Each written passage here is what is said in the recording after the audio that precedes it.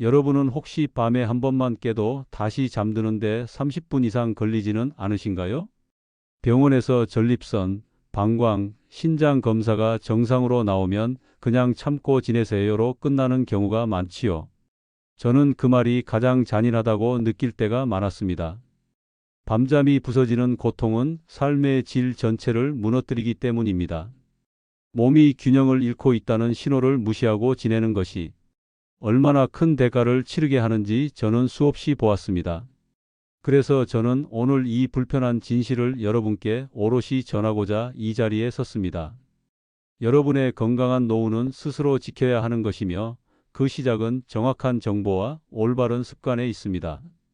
이 이야기는 병원에서 절대 꺼내지 않는 이야기입니다.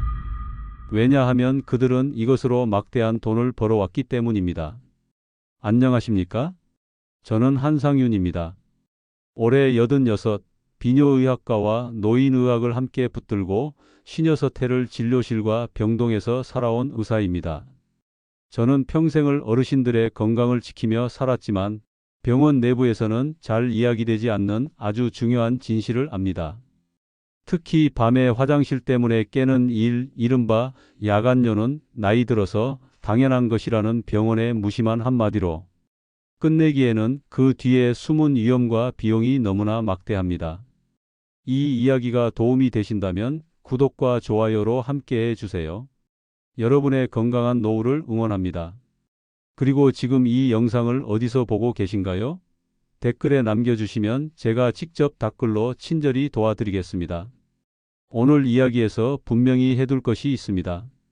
많은 분이 야간요를 단순히 밤에 소변을 자주 보는 현상으로만 생각하지만 국제요실금학회에서는 주된 수면 시간에 소변을 보기 위해 잠에서 깨는 것을 야간요로 정의합니다. 한 번 깨는 것도 여기에 포함됩니다. 문제는 횟수보다 그 한 번 또는 두세 번의 각성으로 인해 수면이 쪼개지고 몸이 망가지는 속도에 있습니다. 잠에서 깨면 심장이 두근거리고 머리가 맑아져 다시 잠들지 못하는 그 시간이 사실은 몸의 균형이 깨졌다는 가장 강력한 신호입니다. 이 깨진 수면은 다음 날의 피로와 면역력 저하로 이어지는 것 외에도 노후의 삶을 바꾸는 치명적인 결과를 초래할 수 있습니다.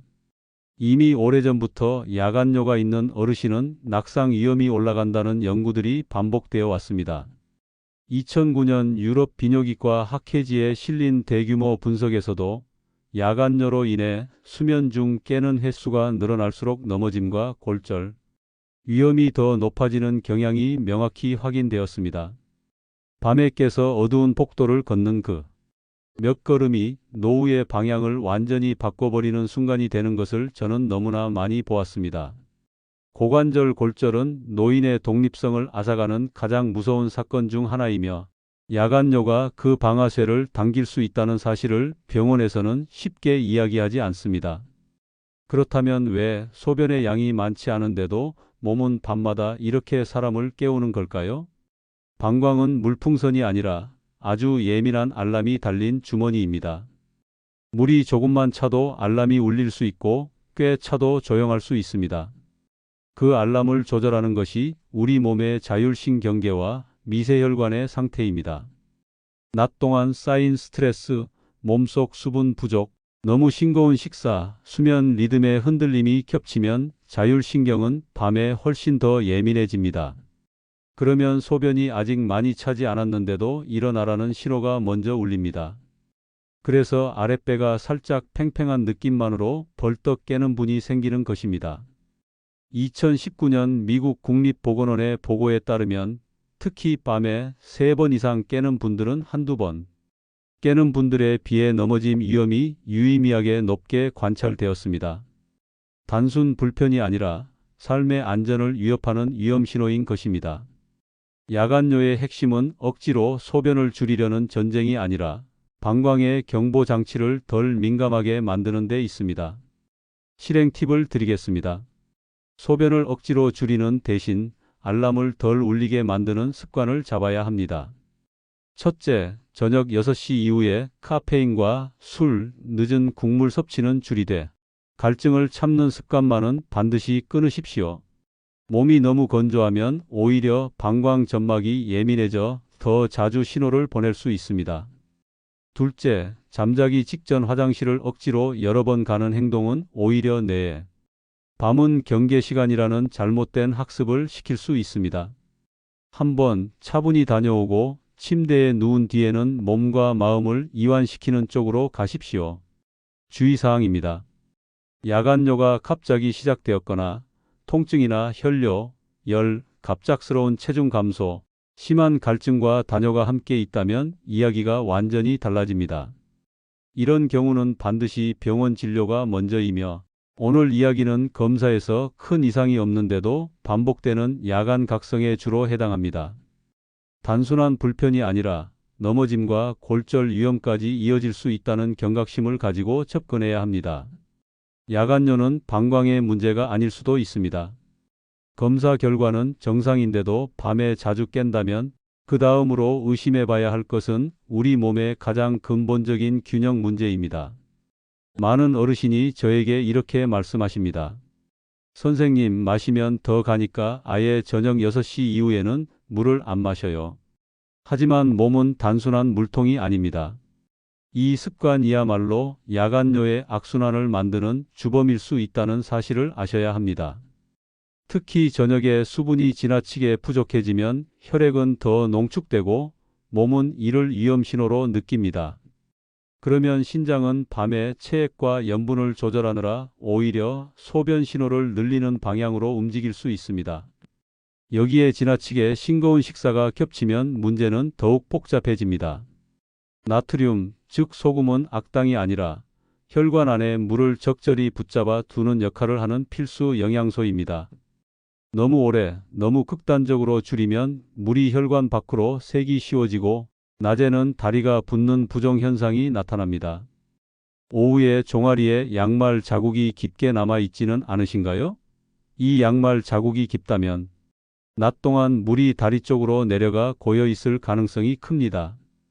그리고 밤에 누우면서 그 고여있던 물이 중력의 영향에서 벗어나 다시 혈관으로 급속히 돌아오게 됩니다. 신장은 밤새 이 돌아온 물을 처리하느라 바빠지고 그 결과 밤 소변량이 늘어나는 것입니다.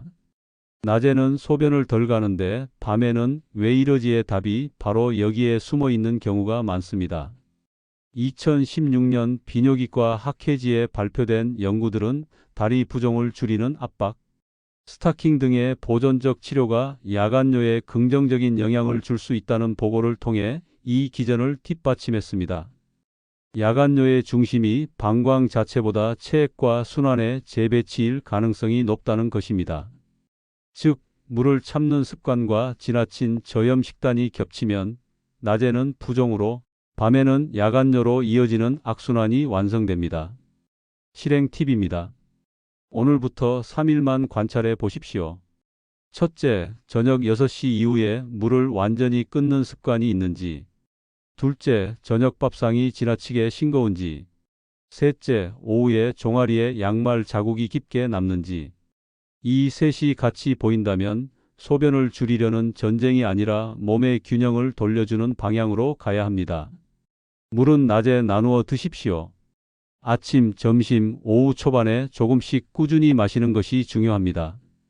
저녁 식사는 무염이 아니라 과하지 않게 꾸준히 적정 염도를 유지하는 것이 핵심입니다. 주의사항입니다. 혈압약 중 일부, 특히 이뇨제 복용 시간에 따라 야간뇨가 악화될 수 있습니다. 이뇨제는 반드시 의사의 처방에 따라 복용해야 하며 복용 시간을 조정할 수 있는지 의료진과 상의하는 것이 안전합니다. 또한 저나트륨 상태는 어지럼증, 무기력, 근육 경련 같은 문제를 만들 수 있습니다. 싱겁게만을 건강의 전부로 두는 오해를 피해야 합니다. 이러한 체액 순환의 불균형이 어떻게 실제 환자의 삶을 무너뜨리고 있었는지 제가 직접 겪은 한 사례를 통해 더 자세히 설명드리겠습니다. 우리 몸은 스스로를 지키기 위해 얼마나 복잡하게 반응하는지 아시면 놀라실 겁니다. 그 복잡함이 한 사람의 밤을 어떻게 바꾸는지 진료실에서 만났던 한 분의 이야기를 들려드리겠습니다. 김태윤님, 74세 남성이었습니다. 처음 진료실에 들어오실 때 눈빛이 늘 날카로웠고 극도로 예민해져 있었습니다. 밤마다 3번, 어떤 날은 4번을 깨니 이분에게 하루는 잠을 견디는 고통의 시간이었습니다. 태윤님은 이미 전립선 검사, 소변 검사, 초음파 등 할 수 있는 모든 검사를 했고 정상입니다 라는 말을 여러 병원에서 들었습니다. 하지만 새벽 2시만 되면 몸이 알람처럼 먼저 깨버린다고 하셨습니다. 태윤님은 이미 결론을 내려두셨습니다. 나는 방광이 망가졌다. 그러니 물을 끊어야 한다. 그래서 선택한 방법이 있었습니다. 저녁 6시 이후 물은 물론 과일도 끊고 국도 끊고 심지어 입이 마르면 이를 악물고 참는 것이었습니다.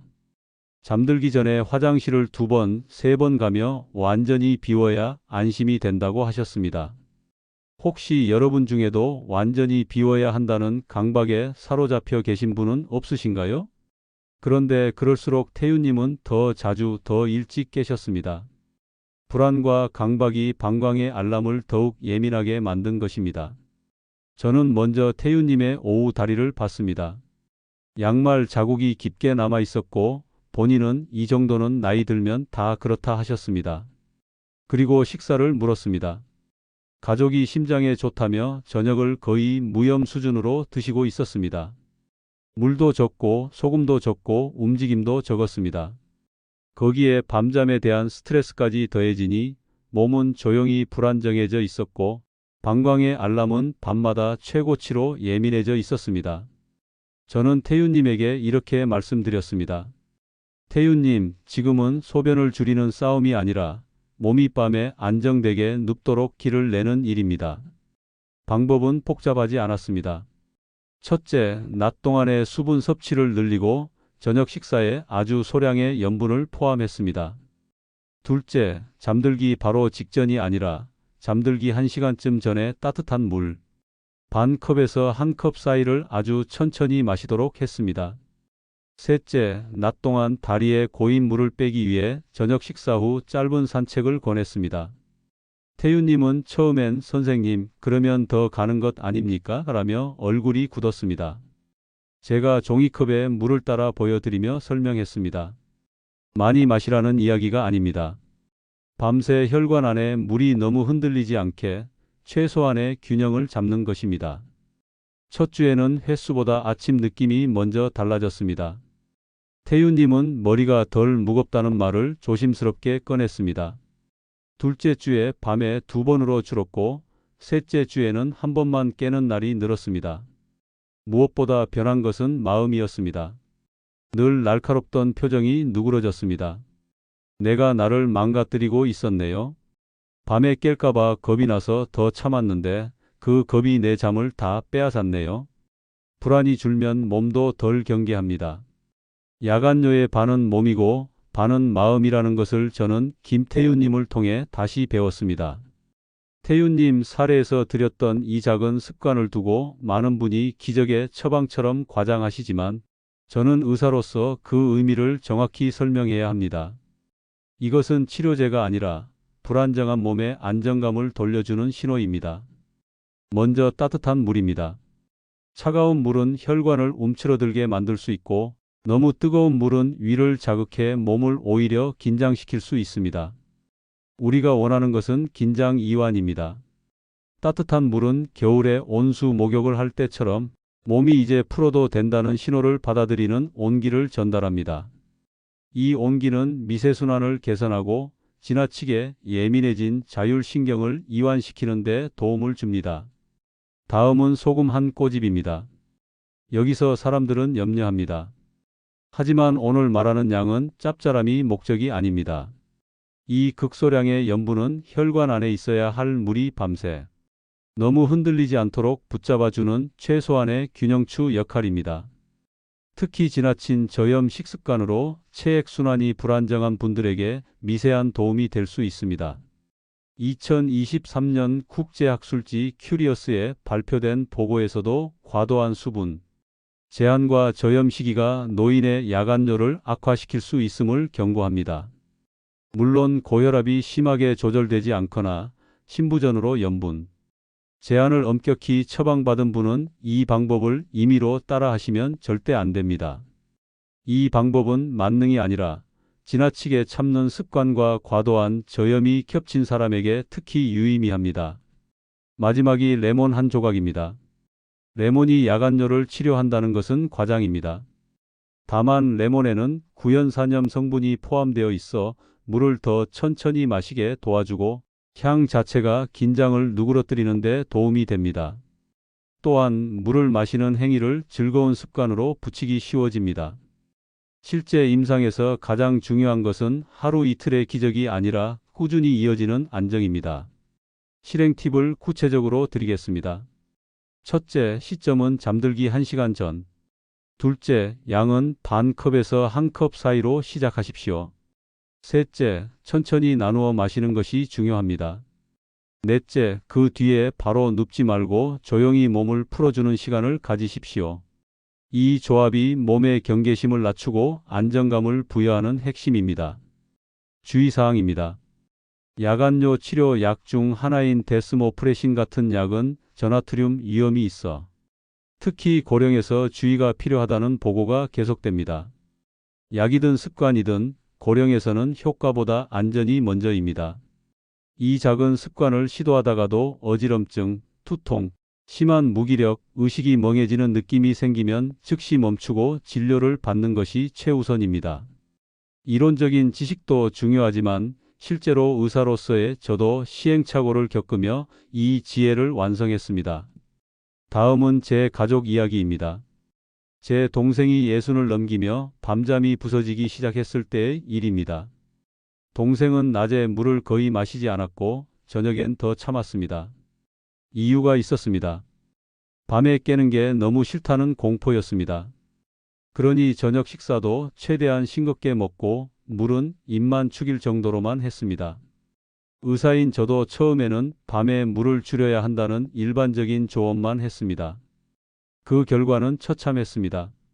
새벽 1시, 2시, 3시 꼭 같은 시간에 깨고 다시 잠드는데 한참이 걸렸습니다. 아침이면 표정이 굳어 있었고 사소한 말에도 신경이 곤두섰습니다. 저는 그때 의사로서의 조언보다 형으로서의 한마디가 먼저 필요하다는 것을 느꼈습니다. 참는 것이 해결이 아니라 내 몸을 더 겁주고 있다. 동생의 몸은 이미 탈수와 염분 부족, 그리고 밤에 깰까봐 두려워하는 공포에 갇혀 있었습니다. 동생에게 저는 아주 단순한 실험을 제안했습니다. 낮 동안 물을 조금씩 나누어 마시고 저녁을 무염으로 만들지 말고 과하지 않게 유지하기. 그리고 잠들기 1시간 전에 따뜻한 물을 반 컵.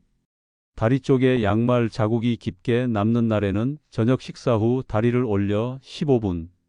무엇보다 중요한 규칙 하나를 붙였습니다. 잠들기 직전 화장실을 반복하지 말 것. 이 행동은 불안이 올라올 때 확인 행동을 하는 것인데 그 확인이 뇌를 더 깨우고 밤은 경계 시간이라고 학습시킵니다. 첫 주에는 동생이 투덜댔습니다. 별 차이 없네. 여전히 2번은 깬다. 저는 오히려 안도했습니다. 몸은 하루아침에 바뀌지 않는 것이 정상이고 이 투덜거림은 큰 문제가 없다는 신호였으니까요. 그런데 둘째 주 동생이 먼저 말했습니다. 새벽에 깼는데 예전처럼 심장이 뛰지는 않더라. 다시 바로 잠들었다. 셋째 주에는 한 번 깨고 다시 바로 잠든다가 늘었습니다. 횟수보다 중요한 변화가 있었습니다. 낮에 표정이 풀렸습니다. 피곤이 줄면 사람은 다시 사람답게 살아갑니다.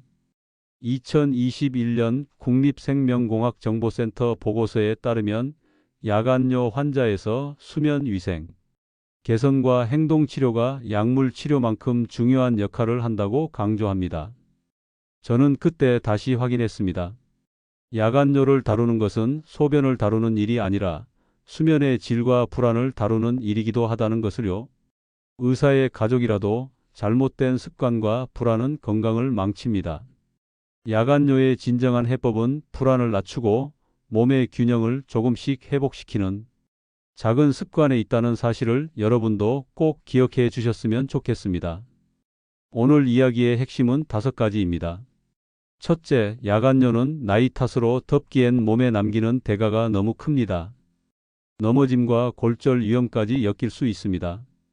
둘째, 검사에서 정상이어도 체액과 순환의 균형이 깨졌을 수 있습니다. 셋째, 물을 참을수록 더 깨는 분이 있고 지나친 저염 식단이 악순환을 만들 수 있습니다.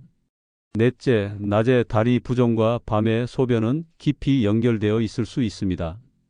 다섯째, 따뜻한 물과 아주 작은 소금, 레몬 한 조각은 기적의 처방이 아니라 불안정한 몸이 밤에 안정되도록 기를 내는 습관으로 이해해야 합니다.